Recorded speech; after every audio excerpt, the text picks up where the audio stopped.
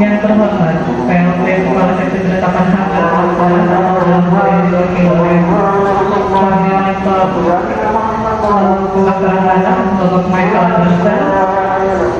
Yang terhormat, Kepala Seksi Penataan dan Pemberdayaan Ibu Elvira, Kepala Seksi Pengadaan Tanah dan Pengembangan sekaligus PLT Kepala Seksi Pengendalian dan Penanganan Sengketa Ibu Leni Dota, rekan-rekan PNS, PPNPN, ASK, konsultan BPRA, staf kantor pertahanan Kota Palu, serta yang saya banggakan, rekan-rekan wartawan dari Tribun Palu, Apa Kabar Palu.id, Mercusuar, Radar Sultan, TVRI Sultan, RRI Palu, dan Kataku Media, serta pemirsa yang menyaksikan melalui kanal YouTube Osya Pantang Kota Palu. Semoga kita semua senantiasa berada dalam keadaan sehat walafiat. Hari ini Sabtu 13 November 2021 dalam rangka sosialisasi program strategis nasional Kantor Pertanahan Kota Palu, Kementerian Agraria dan Tata Ruang Badan Pertanahan Nasional yang merupakan bagian dari rangkaian proyek strategis nasional atau biasa kita singkat PSN. PSN merupakan proyek infrastruktur Indonesia pada pemerintahan Presiden Jokowi yang dianggap strategis dalam meningkatkan pertumbuhan ekonomi, pemerataan pembangunan, kesejahteraan masyarakat, dan pembangunan di daerah. PSN sendiri diatur melalui peraturan Presiden, sementara pelaksanaan proyeknya dilakukan secara langsung oleh pemerintah pusat, pemerintah daerah, dan atau badan usaha serta kerjasama pemerintah badan usaha atau KPBU dengan mengutamakan komponen dalam negeri. Landasan hukum dari PSN itu sendiri adalah Peraturan Presiden Nomor 3 Tahun 2016 yang berturut-turut dirubah dengan perubahan terakhir yaitu Peraturan Presiden Nomor 109 Tahun 2020. Semua proyek ini dapat diselesaikan atas sinergi bersama antara Kantor Pertanahan dan juga pemerintah Kota Palu.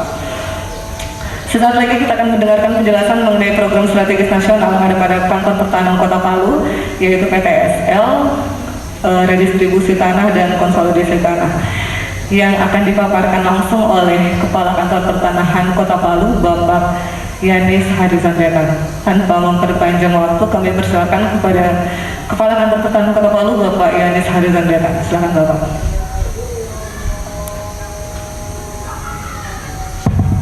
Baik, rekan-rekan semua yang saya hormati dan saya banggakan, rekan-rekan pers dan saudara-saudara pemirsa YouTube ya, yang pada saat ini menyaksikan. Saya Kepala Kantor Kota Palu menyampaikan beberapa hal berkaitan dengan program-program yang dilaksanakan oleh Kantor Pertanahan Kota Palu. Yang pertama adalah PTSL atau pendaftaran tanah sistematik lengkap yang kami laksanakan dan sekarang sudah masuk dalam tahap akhir penyelesaian penerbitan sertifikatnya.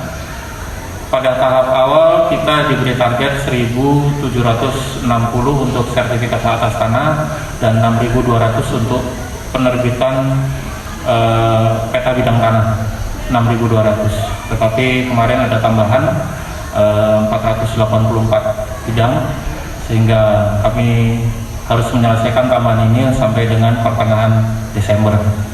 Kemudian pendaftaran tanah lintas sektor ini untuk ada program-program untuk teman-teman yang bergerak di bidang usaha mikro dan itu diinisiasi oleh dari Dinas Koperasi. Jadi kami menyelesaikan target pada tahun ini 110 bidang dan sudah kami selesaikan 108. Hanya kurang 2 bidang yang harus kita ganti karena ada ketidaksesuaian subjek. Kemudian reforma agraria. Ini reforma agraria program yang sangat strategis karena harus dibentuk melalui pembentukan gugus tugas reforma agraria yang diketuai langsung oleh wali kota. Dan yang menarik dalam gugus tugas ini kita juga turut serta menyelesaikan untuk hunian tetap, kemudian penyelesaian konflik pertanahan baik secara sosial maupun hukum. Kemudian kita juga memberikan satu masukan atau kontribusi kepada pemerintah daerah untuk kegiatan pemberdayaan masyarakat, dan ini disambut baik oleh kantor pemerintah Kota Palu dengan membentuk 4 kampung reforma agraria. Jadi yang dibiayai secara bersama-sama untuk kegiatan ini adalah kantor pertama Kota Palu, untuk fisik dan pembinaan SDM-nya dibiayai oleh pemerintah Kota Palu. Ini adanya di Kampung OC Lambaran, kemudian Lekatu Tipo untuk ikan dan Kabonena juga, serta Duyung Kampung Reforma Agraria untuk kebun anggur. Dan ini bantuan-bantuan sekarang sudah dijalankan setelah adanya APBD perubahan di bulan Oktober kemarin dan sementara berjalan. Dan kami sangat bersyukur karena pemerintah Kota Palu mendorong kegiatan ini, dan dari inisiasi ini muncul ide untuk menyelesaikan konflik di Petobo. Ya, Petobo melalui konsolidasi tanah, dan itu disambut baik oleh masyarakat Petobo. Bahkan kemarin kami sudah membuat satu berita acara yang ditandatangani oleh pemilik tanah maupun masyarakat Petobo, dan itu ada sumbangan untuk huntap dari pemilik tanah, sehingga nanti diharapkan penyelesaian konflik ini juga menyelesaikan juga kebutuhan huntap bagi masyarakat Petobo. Sehingga 3 masalah yang ada di situ: penataan tanah sehingga lebih tertata, kemudian kualitas lingkungan juga lebih baik, konfliknya bisa diselesaikan, dan kebutuhan huntap juga bisa terselesaikan. Jadi kegiatan reforma agraria ini bisa menjadi pintu masuk dalam penyelesaian masalah pertanahan di Kota Palu, karena di dalamnya kita juga ada sengketa dan perkara yang harus diselesaikan melalui gugus tugas reforma agraria. Karena itu anggotanya adalah dinas-dinas terkait, bahkan aparat penegak hukum juga kita libatkan, sehingga diharapkan penyelesaian secara komprehensif tidak harus melalui pengadilan, tapi melalui satu pendekatan yang persuasif kepada yang bersengketa atau yang berkonflik. Saya kira itu yang bisa secara singkat kami sampaikan. Lebih dan kurangnya kami mohon maaf, dan apabila ada pertanyaan nanti dipandu oleh Kasubagti. Baik, terima kasih pada Bapak Kepala Kantor. Dan sekarang kita langsung memasuki sesi tanya jawab. Mungkin kami akan buka 3 pertanyaan dulu, kemudian dengan dijawab, kemudian nanti akan dilanjutkan ke sesi pertanyaan yang berikutnya. Kami persilakan dari RRI Palu. Baik.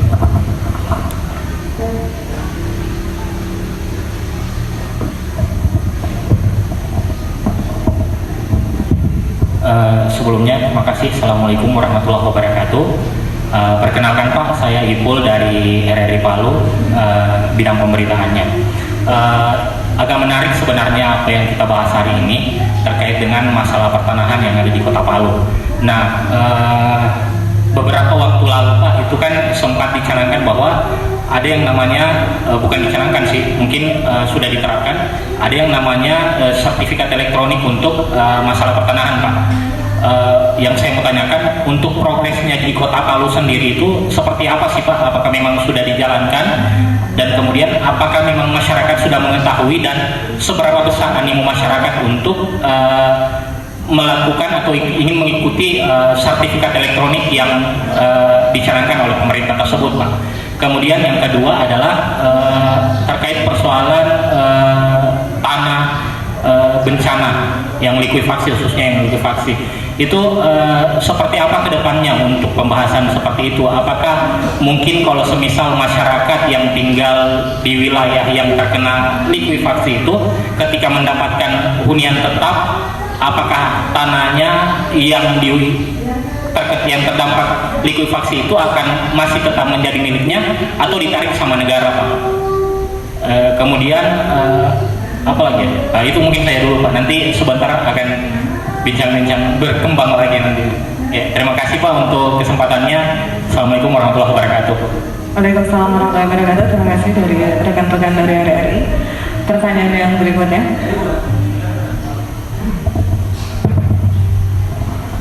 Bismillah, Assalamualaikum warahmatullahi wabarakatuh. Waalaikumsalam. Saya Adil Mahmud dari Kataku.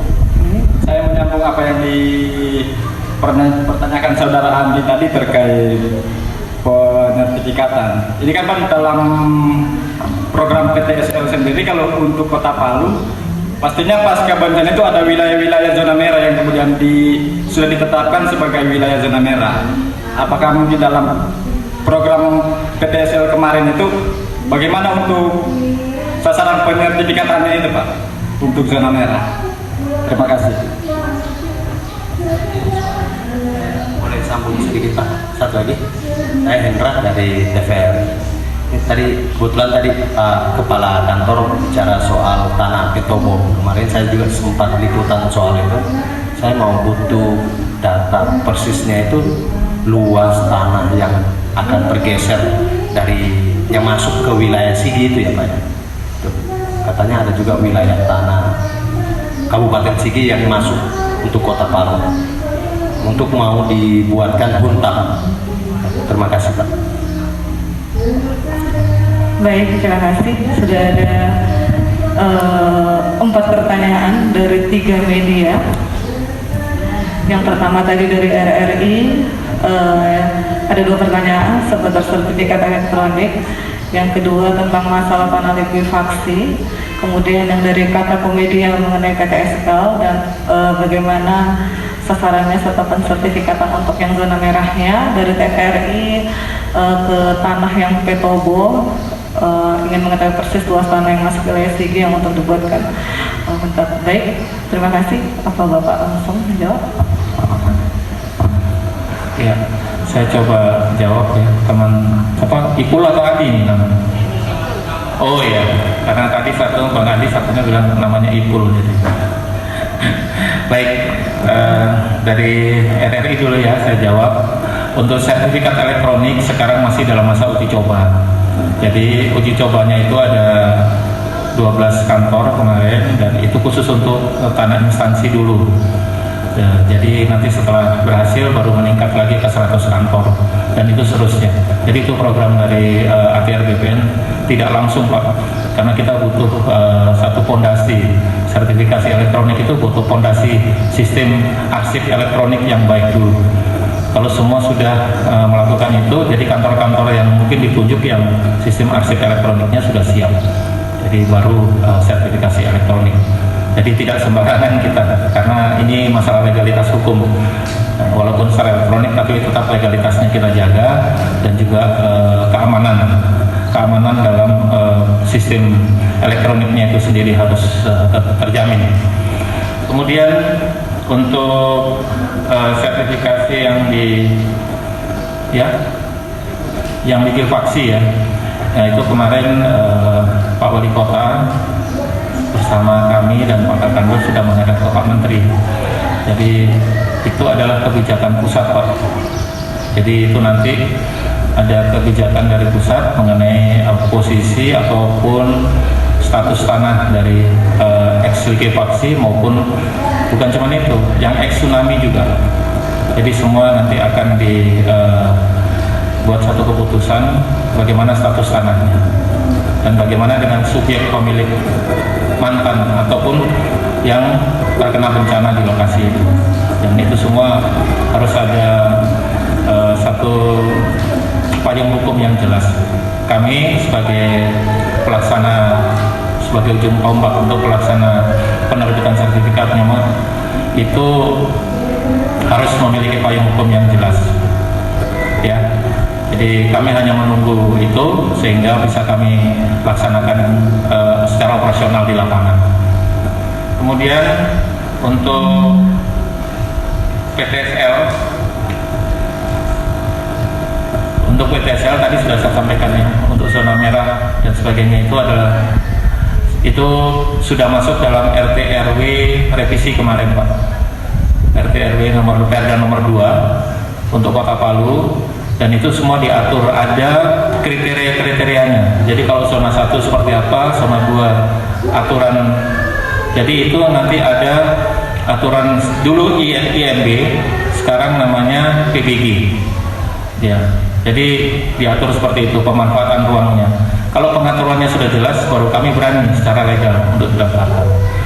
Jadi segala sesuatu ada payung hukum untuk pemanfaatan ruangnya.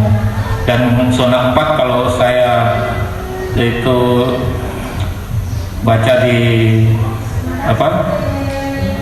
tata ruang wilayah, itu tidak boleh ada hunian atau kegiatan yang bisa menyebabkan terjadinya kerumunan atau apapun, atau menjadi rumah tinggal, itu tidak boleh. Jadi itu dilarang. Dan kebijakan itu berlaku kalau kita mendaftar secara PTSL, kita deliniasi, Pak. Kita deliniasi semua, yang jelas itu kita masukkan dalam catatan peta bidang tanah. Ya.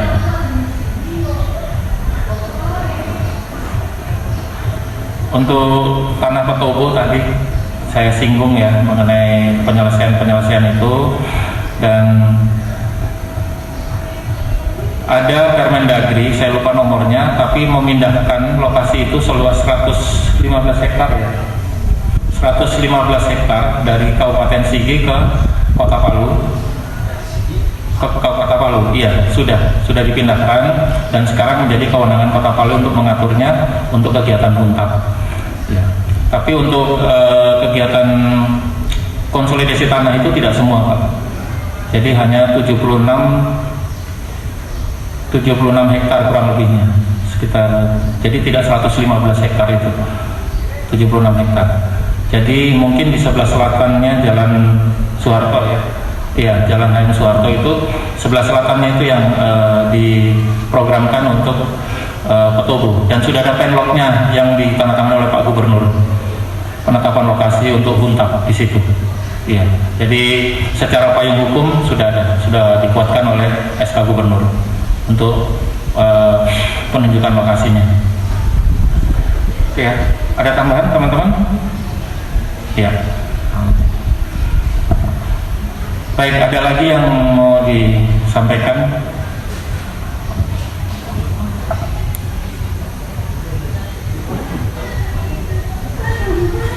Baik, mungkin dari media yang lain. Apa masih ada? Iya, baik, dari Radar Sultan. Assalamualaikum warahmatullahi wabarakatuh. Saya Mukni dari Radar Sultan. Mungkin yang soal Petobo tadi, Pak, itu perkembangannya sudah di soal ganti rugi lahan. Mungkin itu kemarin saya dengar mungkin masih belum ada kata sepakat buat angkanya kepada warga. Jadi mungkin dijelaskan secara detail mungkin, Pak. Itu mungkin. Terima kasih. Ada lagi yang bertanya? Ya. Terakhir, Pak, dari saya mungkin sedikit lagi karena sudah terlanjur disinggung terkait dengan IMB yang sudah berubah nama, Pak, tadi. Kalau semisal ini kan kalau misal ada warga ataupun instansi atau pihak swasta yang ingin membangun di zona merah, apakah memang diizinkan? Ataupun kalau misalnya memang diizinkan, apakah harus ada spesifikasi khusus dari bangunan itu agar bisa membangun di zona merah tersebut, Pak? Mungkin demikian dari saya mungkin.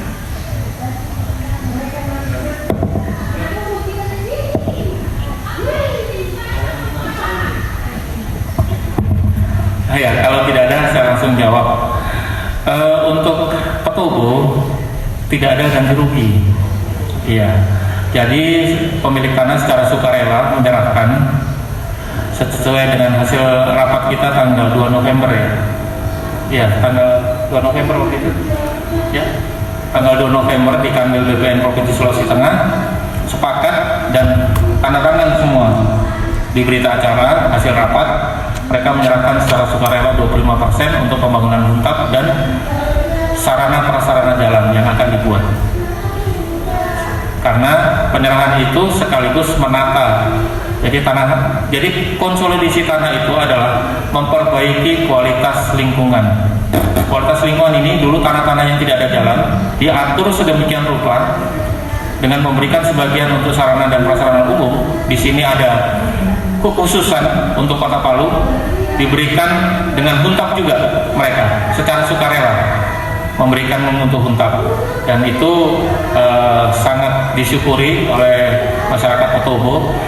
Dan dengan bukan imbalan ya, dengan mereka mendapat kompensasi dari pemerintah daerah, semua diatur, semua menghadap jalan tanah-tanah itu. Jadi kami dari BPN mempunyai tugas untuk membuat desain bidang-bidang tanah itu sedemikian rupa diatur sehingga semua bentuknya jadi kotak, nggak ada lagi yang bentuknya segitiga, segi lima, trapesium, tidak ada. Yang di 76 hektar. Iya, itu yang di 76 hektar itu diatur sedemikian rupa sehingga kualitas lingkungannya jadi bagus. Sarana prasarana umumnya, dan itu sudah dirapatkan dengan teman-teman pemerintah kota untuk dianggarkan untuk pembuatan sarana prasarana umum. Jadi nanti yang tanah-tanah yang sudah diatur akan jauh lebih indah lingkungannya, tertata dan jauh lebih berkualitas. Kemudian yang kedua, ya, IMB, minta maaf, IMB bukan kewenangan kami Pak. IMB itu kewenangannya pemerintah Kota Palu. Jadi yang bisa menjawab adalah teman-teman di pemerintah kota. Kami hanya apabila sudah ada PBG dan keterangan rancangan kota, baru kami bisa memberikan sertifikasi atau haknya. Karena itu masuk dalam panitia pertimbangan dan pertimbangan teknis kami. Ya. Jadi itu yang bisa saya sampaikan. Ada lagi mungkin?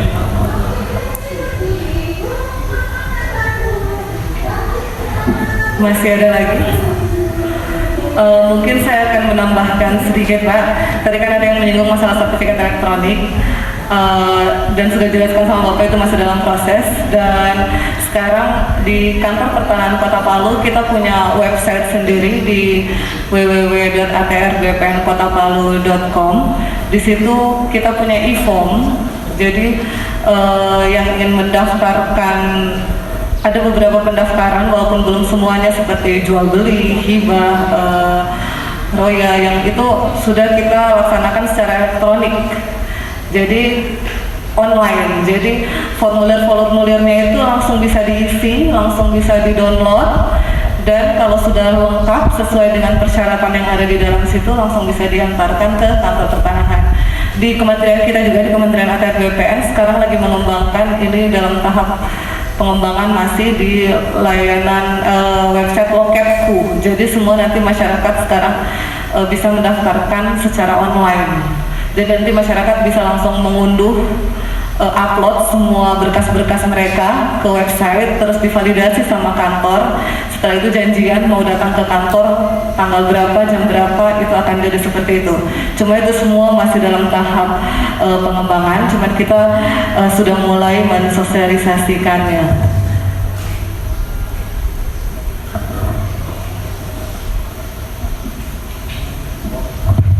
Oh iya, satu lagi kita juga punya inovasi nomor antrian online. Jadi masyarakat tidak perlu datang ke kantor dulu, jadi mereka bisa dari website bisa langsung lihat nomor antrian, bisa langsung mengambil nomor antrian karena dia antriannya online, langsung koneksi dengan real time dengan yang ada di kantor. Jadi dia bisa lihat, oh ini sudah dekat nih nomor antrian saya, jadi saya boleh datang lagi ke kantor. Jadi untuk menghindari, apalagi sekarang COVID ya, jadi menghindari tumpukan-tumpukan pemohon di kantor, jadi kita punya layanan antrian online juga. Terus ada juga untuk pengaduan masyarakat, bisa juga di website itu ada secara online, itu langsung terkoneksi dengan ombudsman di www.lapor.go.id. Itu juga langsung koneksi ke kementerian kita di pusat. Jadi semuanya sudah dipermudah ya Pak dengan layanan-layanan online. Ada tambahan lagi? Atau masih ada pertanyaan? dari rekan-rekan media yang lain.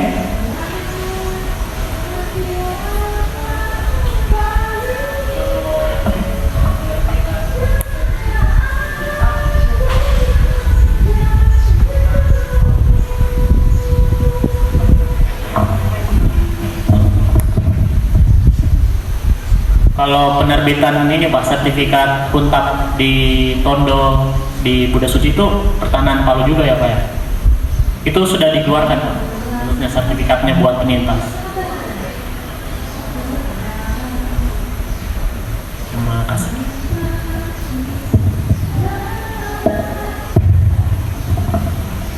Iya baik, terima kasih. Mungkin saya coba menjawab terkait dengan sertifikat di lokasi hunian tetap Buddha Suci. Itu kemarin sudah kita selesaikan di tahun 2020 sejumlah 848 bidang, di mana kemarin sudah diserahkan 8 bidang secara simbolis. Hanya saja sebagian besar itu belum diserahkan karena menunggu kemarin pembebasan BPHTB dari wali kota, sehingga untuk sisa sertifikat yang sudah selesai sudah siap diserahkan, masih ada di kantor pertanahan Kota Palu. Begitu Pak.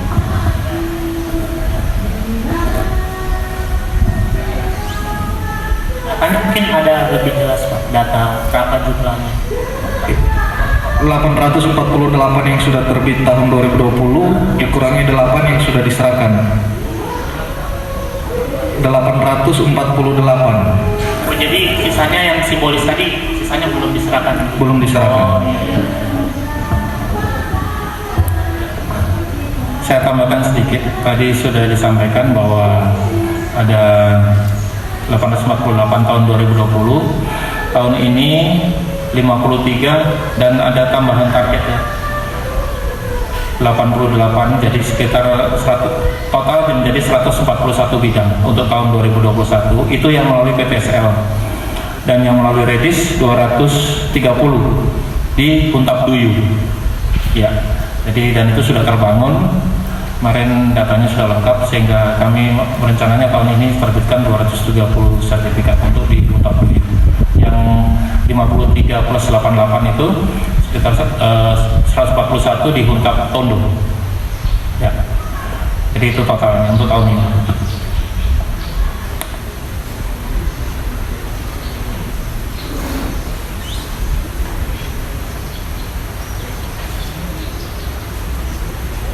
Oke, Assalamualaikum warahmatullahi wabarakatuh. Selamat sore. Yang saya ingin tanyakan, di Kota Palu kan di beberapa kelurahan misalnya ada kasus tumpang tindih sertifikat tanah. Nah, dengan program PTSL ini, apakah pihak kantor pertanahan Kota Palu bisa menjamin tidak ada lagi kasus tumpang tindih sertifikat tanah seperti ini? Karena seperti yang saya lihat di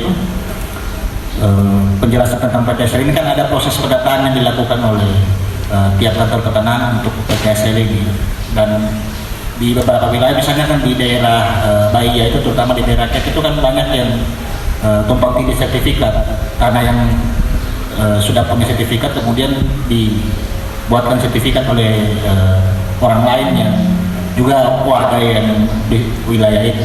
Jadi apakah bisa dijamin Pak tidak ada masalah terkait tumpang tindih ini di kemudian hari? Terima kasih.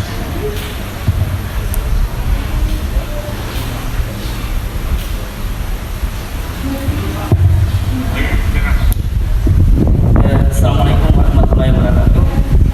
Nama saya Indra dari Media Fox Nusantara. Jadi begini Pak, apakah ada pengembangan khusus untuk tanah yang layak huni yang sisa gempa kemarin ataupun likuifaksi untuk pengembangan sumber daya manusia? Kemarin kan ada yang sisa gempa kemarin kan yang tidak layak huni. Apakah ada pengembangan khusus dari kantor pertanahan agar tanah itu dia tidak kosong, setidaknya ada manfaat untuk Kota Palu, seperti itu? Iya.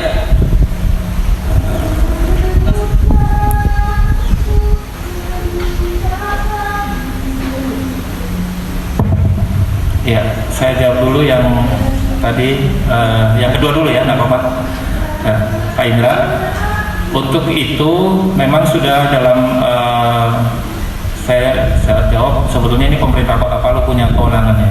Tapi ngobrol-ngobrol dengan Pak Wali Kota, memang Pak Wali Kota ada rencana bahwa semua tanah ekslikuifaksi itu akan diusahakan dalam tanda kutip itu bermanfaat bagi masyarakat. Jadi secara ekonomi mungkin bisa diusahakan, tapi tidak bisa untuk rumah tinggal lagi. Ya. Tapi secara hak tadi berkaitan dengan pertanyaan teman-teman di RRI, TVRI ya, itu akan diatur kemudian oleh kementerian. Jadi cuman untuk aturan pemanfaatannya itu sudah masuk dalam agenda dari Pak Wali Kota untuk bisa dimanfaatkan secara ekonomi oleh masyarakat Kota Palu. Jadi tidak dibiarkan nganggur dan menjadi terlantar seperti itu. Jadi karena Pak Wali Kota juga mendatangkan ahli-ahli geologi untuk meneliti tingkat keamanannya dan harus seperti apa kegiatan ekonomi yang bisa tidak membahayakan bagi yang melakukan kegiatan di atas tanah ekslikuifaksi maupun zona merah eks tsunami. Ya. Jadi itu yang bisa kami sampaikan saat ini. Dan untuk pertanyaan Bapak mengenai tumpang tindih, apakah bisa menjamin? Kalau menjamin 100% tidak bisa Pak ya, karena kita ini kan manusia tidak mungkin 100% benar. Tapi ada usaha dari kami bahwa kalau semua data itu sudah secara digital, karena kalau PTSL yang sekarang itu semua warkah, dokumen itu semua di-scan Pak. Bahkan buku tanah, sertifikat yang kami terbitkan itu semua dimasukkan dalam satu dokumen digital juga, dan semua itu terekod semua ke pusat. Jadi diharapkan dengan semua terekam seperti itu, apalagi sekarang ada aplikasi sentuh tanahku, jadi apa yang sudah masuk di kita itu terekod, dan apabila orang mau menerbitkan lagi di lokasi itu tidak akan bisa lagi, karena itu sudah terkunci bidang-bidang tanah itu. Dan teman-teman ini, teman-teman kepala seksi, tugasnya adalah memvalidasi. Jadi semua bidang tanah yang sudah diukur dan sudah masuk dalam data digital itu divalidasi Pak. Karena sudah diyakini kebenarannya, tidak ada lagi masalah. Yang masih ada masalah itu tidak divalidasi. Karena harus peninjauan lagi, mungkin harus ada penelitian lagi secara data yuridis dan segala macam. Karena peninggalan masa lalu belum tentu juga kita tahu apakah ada masalah atau tidak ada masalah. Ya. Apalagi dokumen alas hak itu bukan kami yang menerbitkan, tapi mungkin dari desa atau kelurahan. Nah, itu yang kami perlu meneliti lagi lebih dalam. Sehingga kalau tadi Bapak minta gimana tuh jamin 100%, nggak bisa Pak, karena ada beberapa kaitan dokumen-dokumen yang dijadikan alas hak untuk kami daftar itu adalah kewenangan dari instansi lain. Jadi kami bisa meyakini apabila itu semua dalam penelitian tanah dan dokumen-dokumen itu kami tidak bisa meneliti secara materialnya atau materi dari dokumen itu, kami bisa melihat secara administrasinya. Yang berwenang sudah menandatangani itu kita tidak boleh mempertanyakan Pak, kita bukan aparat hukum. Jadi kami meyakini kebenarannya secara administrasi. Dan pemetaan kami juga apabila ada masalah di lapangan itu kami namakan K2. K2 itu tidak bisa dilanjutkan karena ada konflik atau sengketa di lapangan. Tapi dipetakan juga. Dipetakan berarti di situ ada permasalahan dan tercatat di kami. Sehingga tadi diharapkan apabila ke depan masalah itu selesai bisa dilanjutkan untuk penerbitan sertifikatnya. Ya. Jadi semua terekam Pak sekarang secara digital. Jadi diharapkan dengan semua terekam secara digital, siapapun penggantinya, siapapun petugasnya, sudah tidak masalah lagi. Kalau dulu kan berdasarkan ingatan, berdasarkan siapa yang kerja secara manual ya. Dulu. Nah, sekarang dengan era sekarang itu tidak terjadi lagi, sehingga apapun yang kami kerjakan, generasi selanjutnya bisa melihat hasil rekordan. Karena pekerjaan lapangan, hasil ukuran lapangan itu pun juga di-scan Pak. Di-scan dimasukkan dalam data digital. Jadi data lapangan itu bisa dilihat dalam bentuk digitalnya, tidak harus dalam bentuk hardcopy. Saya kira itu. Terima kasih. Baik, terima kasih. Apa masih ada pertanyaan lagi? Kalau sudah tidak cukup, baik, terima kasih. Dengan berakhirnya sesi tanya jawab tadi, maka berakhir pula acara konferensi pers kali ini. Kami mohon maaf apabila terdapat kekurangan, dan kita masih bisa berdialog kembali tentang program-program strategis nasional yang ada di Kantor Pertahanan Kota Palu pada kesempatan berikutnya. Dan terima kasih kepada narasumber kita, Bapak Kepala Kantor Pertahanan Kota Palu, Bapak Ibu para pejabat eselon 4 di lingkungan Kantor Pertanahan Kota Palu. Juga terima kasih banyak atas perhatian rekan-rekan media. Terima kasih atas kehadirannya pada kesempatan sore hari ini. Dan saya Mafira Nguraini undur diri. Selamat sore, wassalamualaikum warahmatullahi wabarakatuh, dan salam sehat.